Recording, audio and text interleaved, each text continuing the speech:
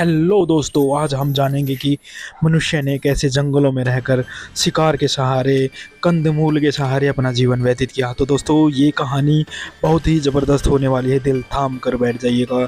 और वीडियो अच्छी लगे तो दोस्तों लाइक, चैनल को सब्सक्राइब ज़रूर करें। तो दोस्तों, ये कहानी है, इंसान जब पृथ्वी पर आया तो उसकी बुद्धि का जो विकास था वो नहीं हुआ था और जानवरों की तरह एक स्थान से दूसरे स्थान तक भोजन की तलाश में घूमता रहता था।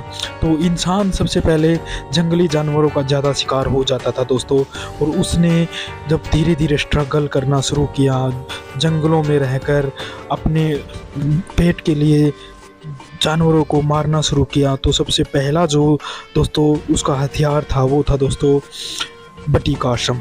तो बटिकाश्रम हम इतिहास में भी जब पढ़ते हैं तो नज़र आता है। तो जो झरनों से बहकर आया हुआ पत्थर जो एक हाथ से वो आराम से पकड़ लेता था, उसी से वो जंगली जानवरों को, हिंसक जानवरों को जो है दोस्तों भगा करके मारता था। और ये दोस्तों धीरे धीरे कई सालों की प्रक्रिया रही है, लाखों सालों की प्रक्रिया रही है।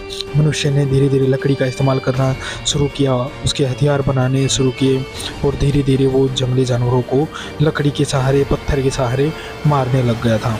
ये भी देखा जाता है कि जब मनुष्य एक स्थान से दूसरे स्थान पर घूमता रहता था भोजन की तलाश में, तो उसके दिमाग ने बहुत सारी चीज़ों का आविष्कार किया। तो हम जब प्री हिस्ट्री में पढ़ते हैं तो दोस्तों वहाँ हम देखते हैं कि पत्थर का इस्तेमाल करके मनुष्य ने जंगली जानवरों का शिकार करना शुरू कर दिया था।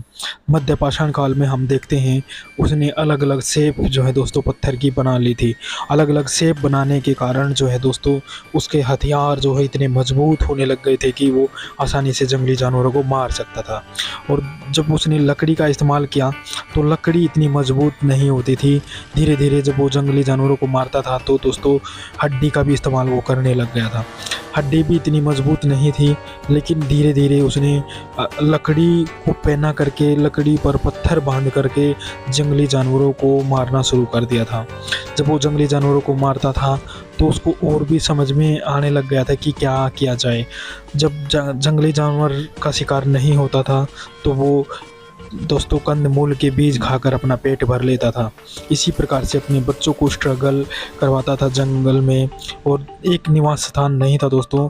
और हम ये भी देखते हैं कि प्री हिस्ट्री में कोई लिखावट, मतलब पढ़ाई लिखाई जो हम देखते हैं दोस्तों वो नहीं थी।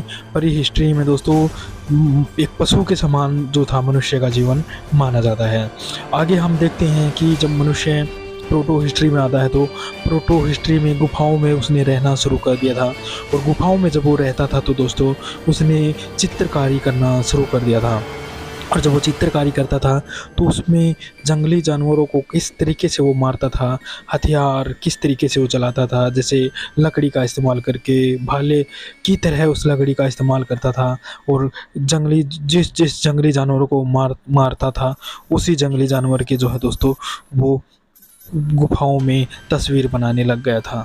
तो हम वहाँ से ही पढ़ाई की शुरुआत मानते हैं कि प्रोटो हिस्ट्री के अंदर हम गुफाओं में लिखावट देखते हैं, चित्रकारी देखते हैं। तो वहीं से हम देखते हैं कि मनुष्य अब पढ़ाई लिखाई की तरफ शुरुआत कर दी गई थी। तो हम ये भी देखते हैं कि बड़े बड़े जो पत्थर हुआ करते थे दोस्तों, तो मनुष्य के पैर जो होते दोस्तों, पैरों के निशान भी मिले हैं काफ़ी जगह पर। पुरातत्व विभाग ने वो एस जो होता है दोस्तों उसके आधार पर निशान भी ढूंढे हैं। और बहुत से अलग अलग, जैसे होमो इरेक्टस, होमो सेपियंस, होमो, कई तरह के जो हैं दोस्तों इंसान जो हैं धीरे धीरे अस्तित्व में आने लग गए थे।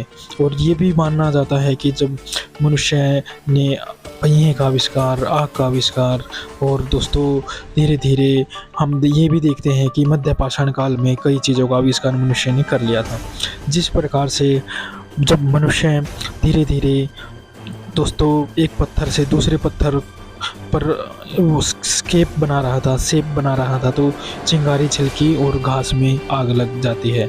आग लग जाने के कारण उसने आग का आविष्कार शुरू कर दिया था कि किस तरीके से उसने जो है दोस्तों पत्थर को घिसा कर आग का आविष्कार